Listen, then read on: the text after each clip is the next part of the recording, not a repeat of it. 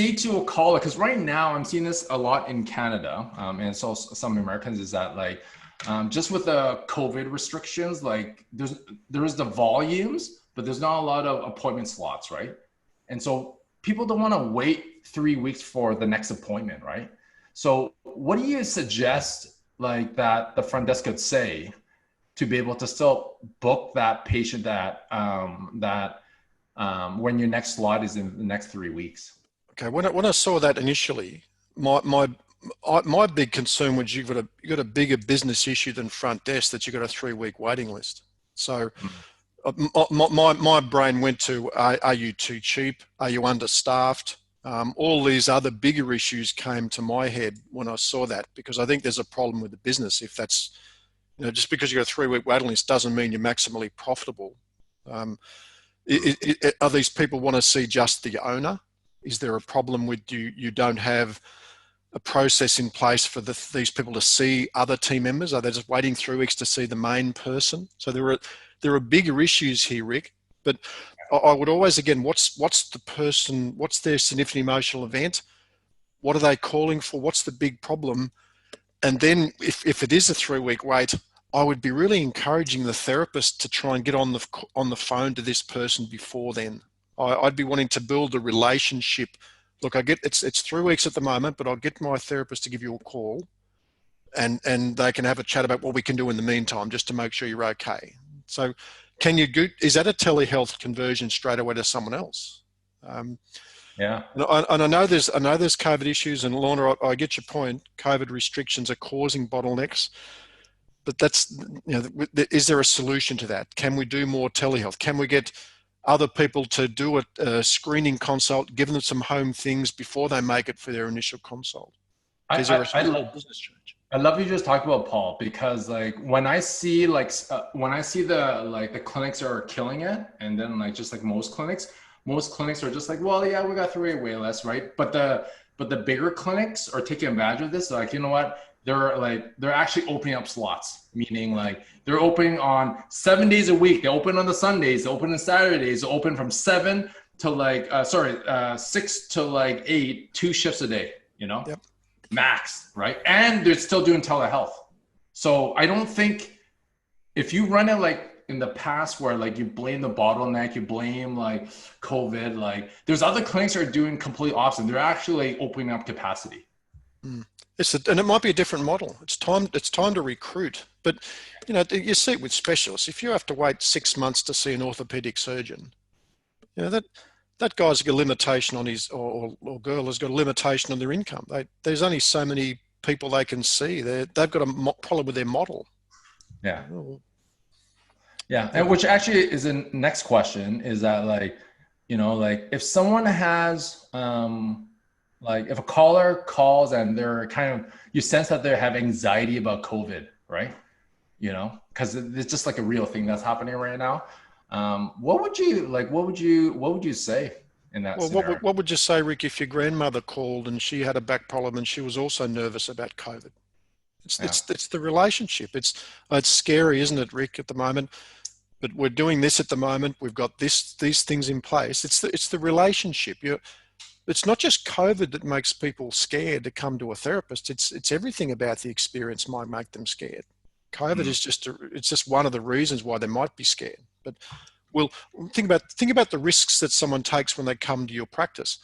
Will you be any good? Can you help them? Will you rip them off? Will you pressure them into buying things they don't need? There's all these risks. It's always a risky consultation the first time anyway. COVID is sometimes just it's just another one of the risks, another one of the fears. Allay the fears. Long lost friend. How can you make a long lost friend feel comfortable? That's the role of the admin person. It's no different whether it's COVID or anything else, Rick. It's the same example. Yeah. Oh, that's a good point. I think it's a different version of a problem that we've always had in the past. And the core of it is that the front desk haven't been trained to have a relationship like their grandma or like a lost friend. They treat it like a transaction. They haven't been trained, or they've given too many other things to do that take them away from their key role, filling the appointment book. Yeah. And if that's the case, then you've got a staff management problem. How are you allocating your labor? And you were good at this. You did the call centers. Should someone just be at the back who's just doing the calls? That's all they focus on. Is that, that's other than being disturbed here with this person and this person, or taking a payment, or it's just, what's it costing you? What's it costing you to overload the front desk? That's expensive. Yeah. And so, I'm putting in my mind of like most clinic owners right now, like have this objection where like, you know what, Paul, Rick, I know everything you talked about. I need to train my front desk, with phone scripts. I got to like role play with them. But right now, like with this whole COVID thing, like, and like they're overwhelmed. Okay. They're overwhelmed. Some of them have mental health issues at home, or like they're just like, there's just a lot of stuff going on. Like there's more cleaning processes. Like they're overwhelmed. Like, how do I even have the bandwidth to train them right now? When they're just mentally not there, Paul. Well, what's the alternative? Like it's pretty. What's the alternative? You don't do anything. Like you just put up with this at the moment. That's the decision you make. You make the decision any day as a business owner. I can decide to do something about it, or I can decide to just put up with it. Now, if you want to put up with it, then that's fair enough. Accept that. But it might take some changes. It might mean increasing staff, increasing prices to cover the increasing staff, changing your diaries. Like there's changes that'll have to happen, or you just keep it as it is. That's your choice. But there are solutions. You've just got to take some action to do it.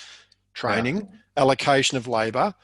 I said to my admin team, I was the worst. I think I was the worst boss in the world, because I would keep adding things to my admin team's to-do list. But that was just my style. I just got them off my desk and onto theirs. But I was very obvious with them, and I was very clear. I say, look, if there becomes too many things on this list, tell me, and I'll find someone else. Don't just not do it, but I want you to tell me if there's too many things, and I'll find a different way. Because I'll just keep moving things off my desk onto yours until you tell me.